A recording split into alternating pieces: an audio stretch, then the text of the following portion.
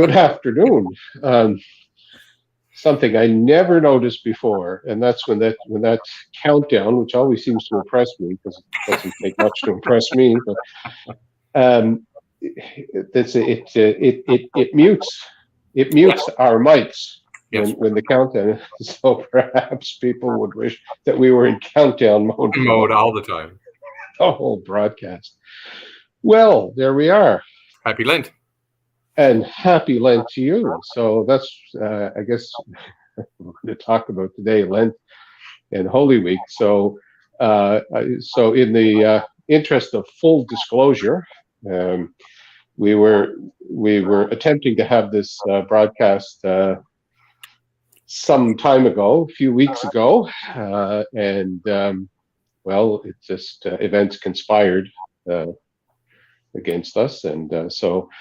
Uh, we decided as we got closer to we conspired against us.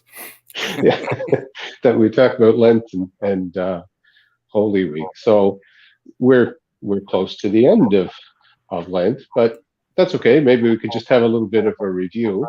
I can talk about all the things I should have done.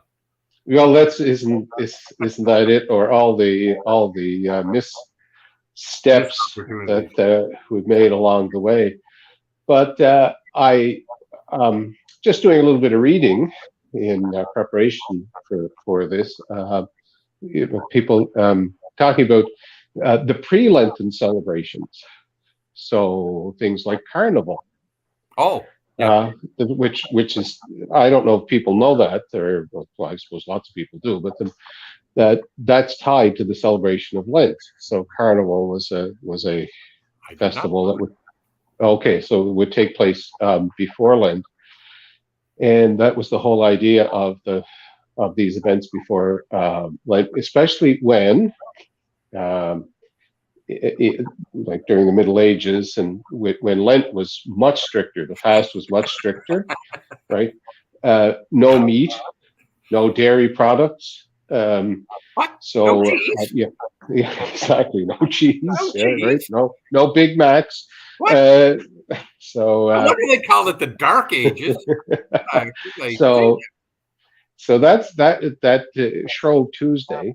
Although that word Shrove comes from the English word shriven, forgiven. You know, the idea of going to confession. But of course, it's also called Fat Tuesday or pancake. Like everything, it sounds better in French. Mardi Gras. Like, I mean, it sounds. Yeah, Mardi Gras. That's right. Fat Tuesday or Pancake Day. Right. Now, some people. I don't know who else out there used to do it, but my mother would make pancakes and she would put money in them. So we'd be eating right into nickels and dimes. I mean, think about that. We're in the middle of this pandemic where we're spraying everything down and everything else. And back in the day, oh look, I found this change in the couch. Let me throw it into the pancake batter. So like how times have changed. Yeah, but the idea was with pancakes, of course, that you do them in a frying pan and that kind of stuff, was to use up your lard and fat and all this kind of stuff before the beginning of Ash Wednesday or the beginning of Lent. So which is kind of it's a tradition that a lot of people still have. I mean, of course, I don't have to wait to Shrove Tuesday to like pancakes and sausages. Blood pudding and sausage and any of that. And so, my dad said, like when he was a kid, they couldn't even take milk in their tea.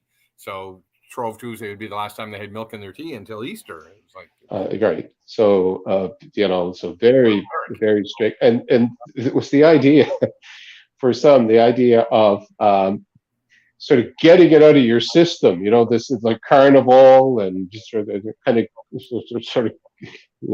having a little bit of what Jed Clampett would call a wing-ding before Lent began, and everything kind of before you start your diet, right? You kind of calm down. Now, let me tell you, I heard a story today from someone who was talking about giving up sugar for Lent, and did you hear the story? They got talked into a fundraiser just before Lent began think I know what you're talking about. And the fundraiser was sort of taking pledges, and what those that participated in the fundraiser had to eat 12 Krispy Kreme donuts.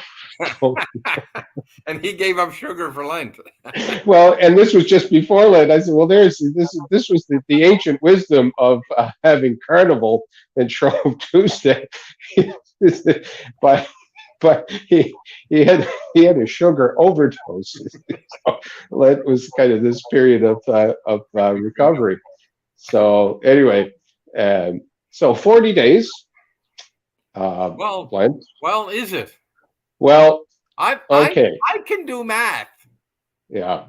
So Ash Wednesday to Easter is a lot longer than 40 days. It's more than 40 days. So in the Catholic tradition, that you don't fast on the Sundays. That Sunday is never a fast day. Sunday is always the day we celebrate the resurrection. So if you take the Sundays out, you're telling me I could have chocolate on Sunday? Well, I'm not. This is a loophole that doesn't get advertised. The risk of getting in trouble with your significant others, I'm not telling you anything about what you can eat. So, because you and I have been down that road before. Wise man, you. A wise man. So anyway, yeah. So you don't fast on Sundays. So if you do, and I actually found the calendar that showed this. Lent actually ends on Holy Thursday, which is the beginning of the Easter Triduum, but the fast continues to Holy Saturday, till the end of the Easter Vigil. And if you do that, the weekdays of Lent, excluding Sundays, and then Holy Thursday, Good Friday, Holy Saturday, adding those three, it does actually add up to 40. So, and of course, 40 is a holy number in the scriptures, right? In the Old Testament, of course, Jesus fasted 40 days, and in the Synoptic Gospels, so Matthew, Mark, and Luke talk about the Jesus fast just after his baptism and prior to the beginning of his public ministry. But in they're all, Noah, the 40, the children of Israel, people of Israel, 40 years through the desert. So I once heard and I cannot recall her name now. It was just I don't know, it was a podcast or something I was listening to, a Jewish professor who was talking about this idea of 40 and that number, and she was linking it to human gestation. So we say 9 months, right? Yeah, but it's actually 40 weeks. Yeah, and when you think of that, with a lot, something is being born, in all these times. Now, we had this discussion in the office a few weeks ago. That I've heard the formulas expressed in a different way, in different ways, but 4-4-40, how people may survive, right? You can. Yes. So if you're like 4 minutes without oxygen, 4 days without water, and 40 days without food. So that's a kind of a rather depressing topic to get into, but Lent is usually so much fun. Yeah. Well, and when you think about that, even the beginning of Lent, Ash Wednesday. So you come in, you get your ashes, and there's lots of stories, especially today when people aren't so familiar with a lot of customs and traditions, about people being, one fellow told a story on himself. He was, when he was in university, working as a barista, it's in the coffee place. And one of his favorite professors comes in to get coffee and whatever in the morning, and he wants to save this guy embarrassment, and he says, "Well, excuse me, sir, like you got some dirt on your forehead." the guy, the professor, kind of looks at us, says, "Thanks very much, but it's Ash Wednesday, and this person at that point had absolutely no idea what Ash Wednesday was, No. and said, just to kind of save himself embarrassment, said, "Oh, that's nice," So my wife used to say before there was dating apps, Ash Wednesday was great because you could go around and you could see all the cute guys that were Catholic. Right? So she could see all the cute guys and go, "Oh, he's Catholic." So yes, it was a dating app before there were dating apps. The ashes on the forehead. Who knew? Well, there you go. As we've talked about that, you see the world from where you live, right? You know what? How true is that? Right. So of course we're wrapping up Lent now. We're coming very much to the end with this being Palm Sunday coming up, where we get to wear red, which we should get more often because hey, I look good in red. But well, that's the now, and that's good. So we want to talk about Holy Week, but you're jumping the gun on me because I want to get there first. I want to say something more about Ash Wednesday. Oh, okay. Go back to the beginning.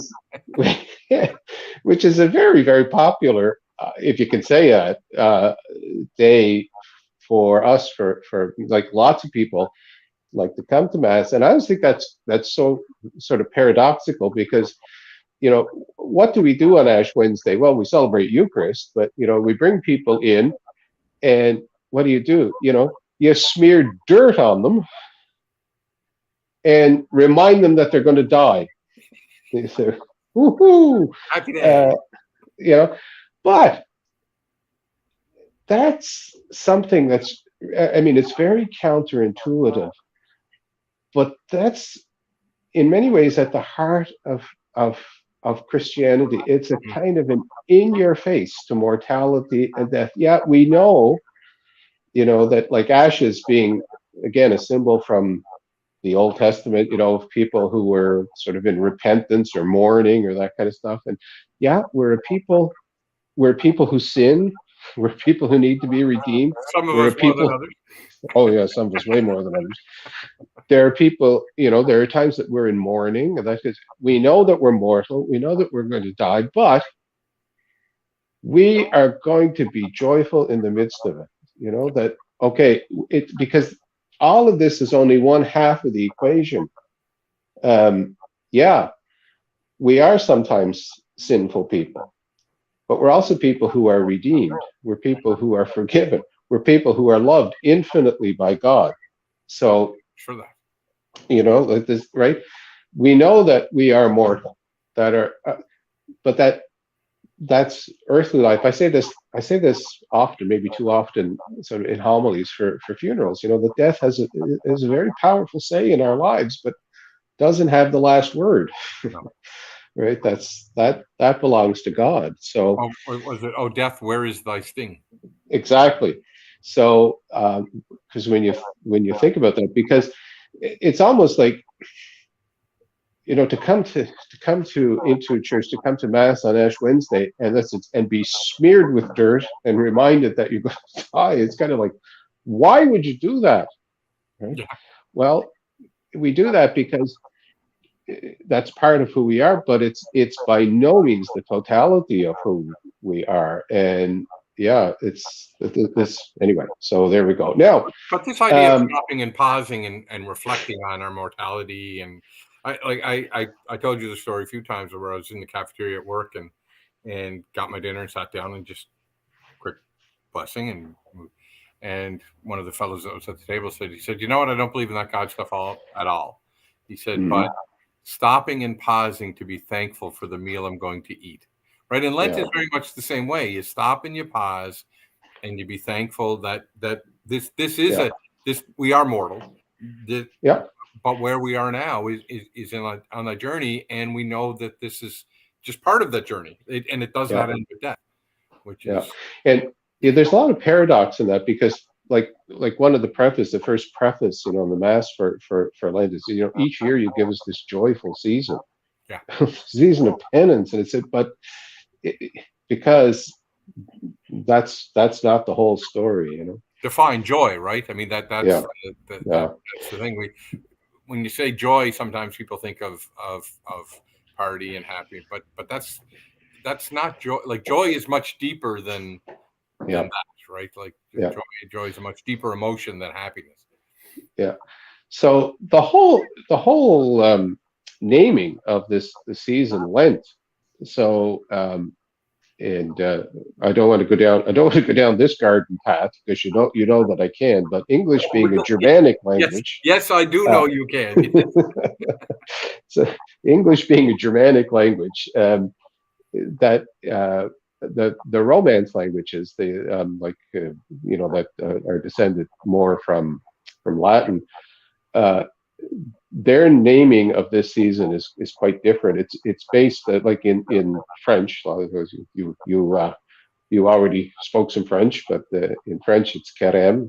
This is what we call this season, carême. Or in Spanish, I think it's cuaresma, and Charisma, that I like that. it's to do with the Latin word quadragesima, 40. So Oh, it's based on this idea of 40. actually makes sense. Whereas the Germanic word that we use, Lent, is to do with the changing of seasons, really, the lengthening of days, and the coming of spring. Okay. Although on Monday and Tuesday this week in Cape Breton, spring did not get the memo anyway. But Third winter. yeah. So that brings me, this in a rather convoluted way, which is usually the way I do things, uh, brings me to the celebration of Mikarem, which takes place in at least one part of our diocese, perhaps others, and that's a tradition in Shedikan. Mikarem, which means mid-Lent. Um, Yeah, and in the Irish tradition, we call that St. Patrick's Day. Well, that's right. So those, if we have any people who have part of that tradition with Mikarem, because it ideally takes place on or around the 20th day of Lent, and it's basically a little pause, a little kind of like time out in the season of Lent. So very human kind of thing. So, well, we're halfway through, let's take a little break, and it's very much. I think it's very much a tradition, very much alive and well in Shedika. So I know that's Um, and it would be somewhat equivalent to the whole tradition of mummering, yeah, around Christmas time. So, very people in popular in Italy. disguises, yeah, people in disguises and going from house to house and that kind of thing.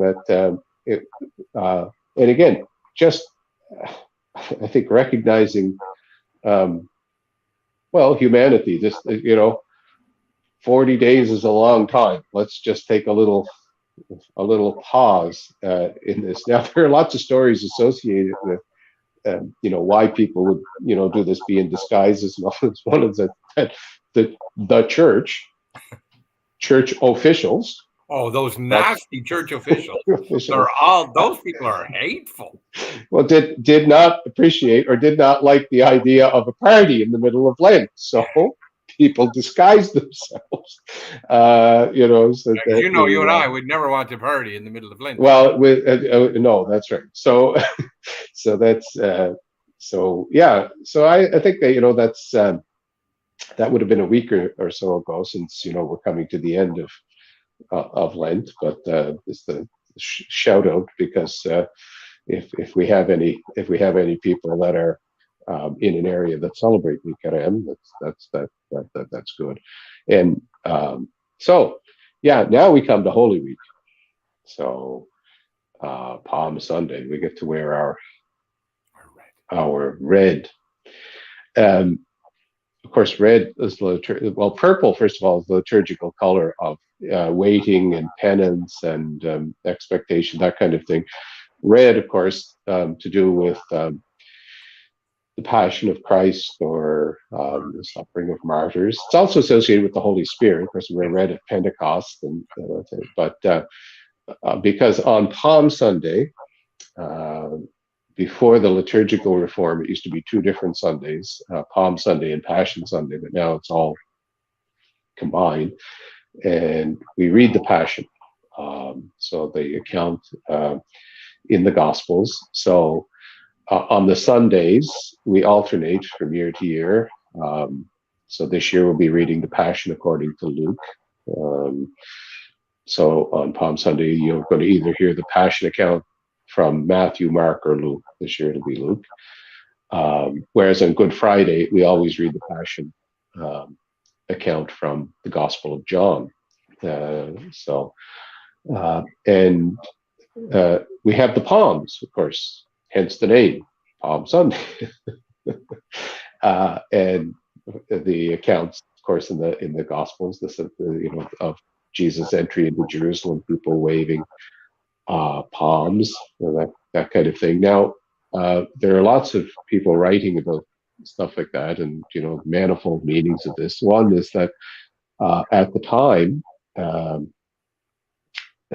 people, for somebody really important, they sort of cover the road. It would be, lay down their cloaks, lay down, palm fronds. It's a little bit like. I hate to make this comparison because it's a bit crass, but a little bit like a ticker tape parade almost, kind of thing, that they say this is somebody important or something happening. Now, of course, at the time that Jesus entered Jerusalem, it was part of the Roman Empire. And for the Romans, holding up the palms and a procession with palms was a sign of victory.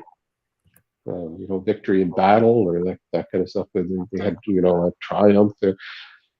And for Jewish people, the festival of booths, Sukkot, when it is a harvest fest. It's kind of like Thanksgiving, like a Thanksgiving festival, Jewish, Thanksgiving, but also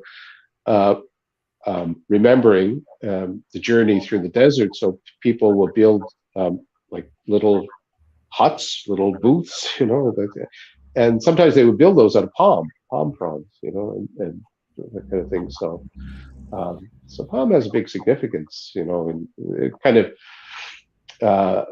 again, sort of embraces the ancient world, kind of like the Roman tradition at the time, the Jewish tradition. So, and Jesus is very foreign and exotic to us, right? Palm, yeah. And there's not many palm trees.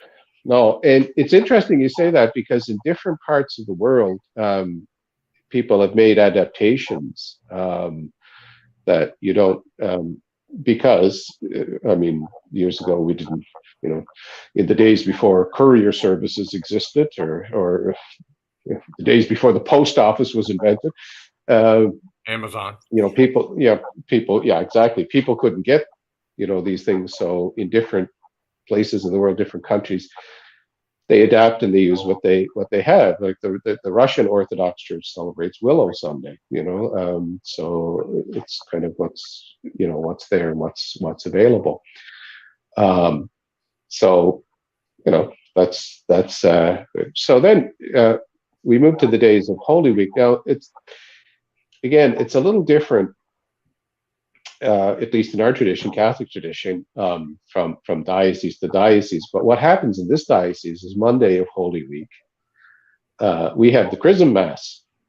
And that's the Mass in which the oils are blessed that we use for sacraments. So for baptism, confirmation, ordination, consecration of churches, you use the chrism, which takes its name from Christ. But we also have the oil of the sick for sacramental anointing, the sacrament of the sick, and the oil of catechumens, which is for baptisms. Catechumens sort of being this word, Greek word for somebody coming into the church. So we do that here in the Diocese of Antigonish. It's been traditionally Monday of Holy Week for many, many years. And the idea is that actually the Chrism Mass takes place on Holy Thursday in the morning, but it's just not practical because we're so spread out, just we can't journey somewhere across the diocese on Holy Thursday in the morning and then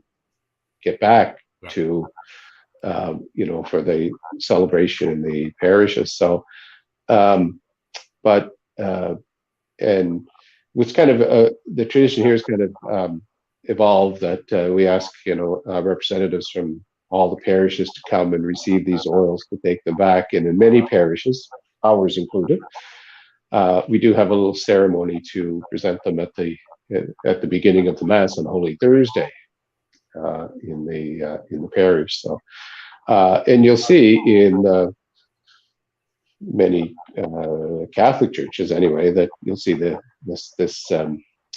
kind of cupboard, I guess you call it, called the ambry, where these oils are kept. If you go into St. Anne's church, as soon as you walk in, if you look to your right, you'll see a nice glass cabinet with the oil of chrism and the oil of the sick and the oil of catechumens right there. So that's Monday of Holy Week, which is also, I found, it's also called in some traditions Great Monday. Yes. I read that the other day, yeah. Yeah. So then Tuesday, this was a brand new one for me. Tuesday of Holy Week. Fig Tuesday. That's, Okay. I'm intrigued. Great. Some traditions, Great Tuesday, but Fig Tuesday.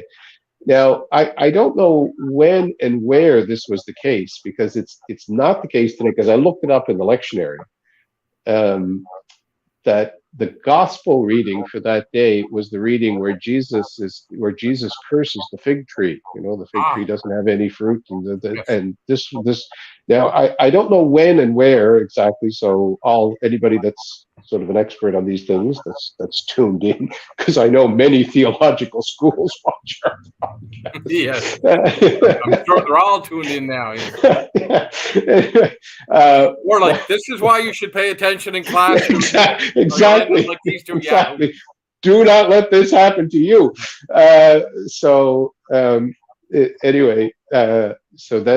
Anyway, there we go. Wednesday of Holy Week is Spy Wednesday. And again, that is related to the reading from the Gospel. And it is the Gospel text that we do have today. And that's, of course, Judas Iscariot, one of the 12, going to the chief priest to ask, how much are you going to pay me to, betray Jesus? So, and then, of course, Holy Thursday, the celebration of, the Last Supper. And, we had our ecumenical service. Right? Yeah, that's right. And see, the Chrism Mass, which usually, traditionally for many years took place on Holy Thursday in the morning. When we celebrate the Chrism Mass, this is when the priests, we renew our vows on that day. Mm-hmm.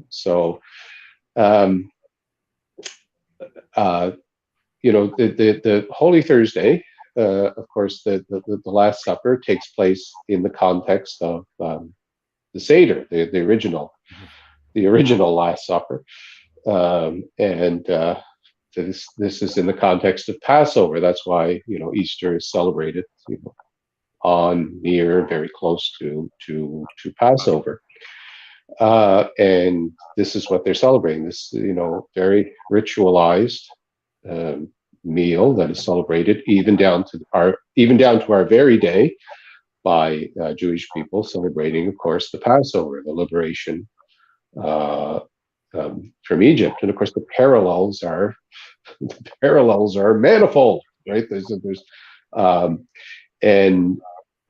So this is where I think where we see the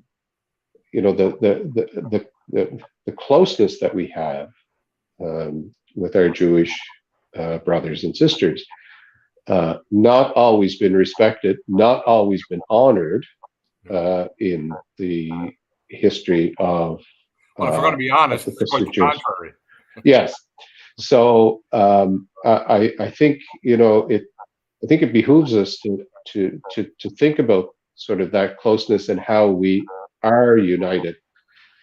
And of course, what we celebrate, part of what we celebrate, that the ceremonial washing of the feet, because we read from John's gospel, and that's really that's really the center of John's description of the Last Supper is sort of the washing of the feet, the commission. Jesus saying to the apostles, "Look, I'm doing this, so this is the example for you," because that was a job that was assigned to basically the lowest servant slave in the household. Yeah. And so Jesus is like, if I can do this, well, so you can do this too. I mean, the soles of the feet have a whole other context Yeah. in that part of the world. Yeah. When we were Exactly. getting ready during the first Gulf War, we were getting ready to deploy, and that was one of the things. Be very careful how you sit. Do not show your feet, the soles of your feet, to other people. Big insult, right? Like that. Yeah. So Yeah. we had to be very So careful. yeah. So again, it's kind of important to understand the culture and where this was coming from. When we think about Good Friday, of course, obviously this is the the passion, the death of Jesus. One of the things, and we got a couple of questions on that over the last couple of years. You and I have done this the last few years when we do the adoration of the cross. When we carry it in during the liturgy and procession, we have bare feet, and people have asked about that. That's a really old tradition, an ancient tradition actually, and again, much to do with the Middle East. What does God say to Moses? When he sees the burning bush, right? Take off your shoes. You're on holy ground. Yeah. So even in Christian churches in the Middle East, anytime that you walk into like the sanctuary around the altar, you have to take off your shoe.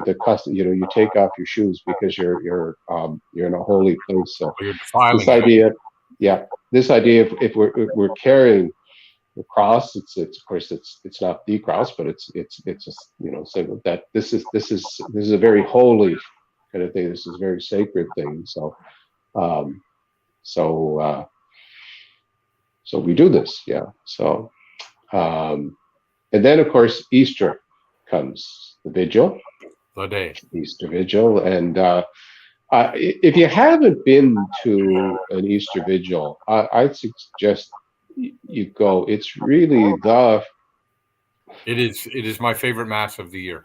Yeah, it's really the I mean, anybody that knows me knows I'm a Christmas fanatic and I love Christmas. Yeah. But just purely from a mass standpoint, the Easter Vigil is just the sort of this whole thing, the singing of the Easter proclamation right at the beginning, the Exultet, which is it's a long sort of prayer and preface, but just in a very poetic way, talking about the significance of the resurrection. This whole kind of the all in the context of the first Passover too. The liberation from slavery, and Jesus' death and resurrection, liberation from slavery of sin, back to where we started on Ash Wednesday. That yes, we are sometimes a sinful people. Yes, we are sometimes a people in mourning. Yes, we are a people who are mortal.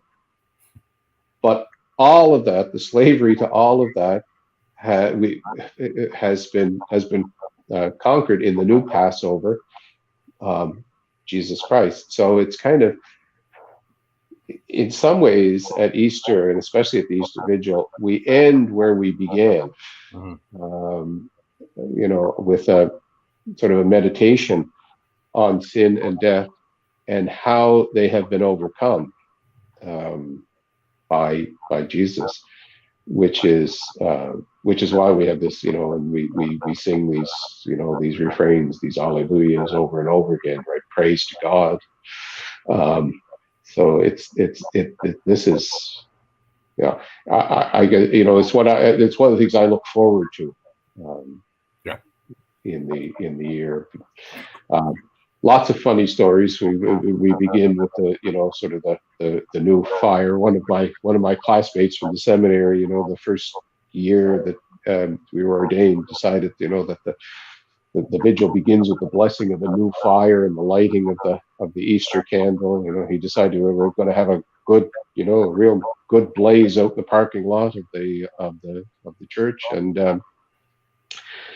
the fire department ended up coming to their Easter vigil. So, we had one. It was before your time at St. Anne's. So we were getting ready, and I think I was just in formation then. I think I just started or I was getting ready to. So and so we wanted to make sure the fire was going good. So they had some wood and they soaked it in gasoline and put it aside. So and a few hours later, somebody else came by and said, "Oh, I don't think that got soaked." So they soaked it again. So it got this nice double soaking of gasoline, and they had me in an alb, and I must have just entered formation because they made a big deal about me being there. Yeah. And anybody that hasn't worn an alb, they're generally polyester. Yep. And so they asked me to light the fire, and let's just say there was a mushroom cloud. I had to check for eyebrows. So all kinds of stories around lighting the fire. It wasn't the new fire; it was the new conflagration. Yes. Anyway, so this now I have to say, looking at some of the traditions, I think we're getting close to the end of time here too. Yeah, But look at some of the traditions for Easter. I think one interesting one, Easter Sunday morning. But I think this is especially in Spanish-speaking countries, that people have foot races. And this is, of course, the gospel account, okay, I get right. Peter and John, when they find out, that they run to the tomb, and this is so. In a lot of countries, this is and I thought to myself, maybe we should start this. We could have foot races in the parking lot, and I thought.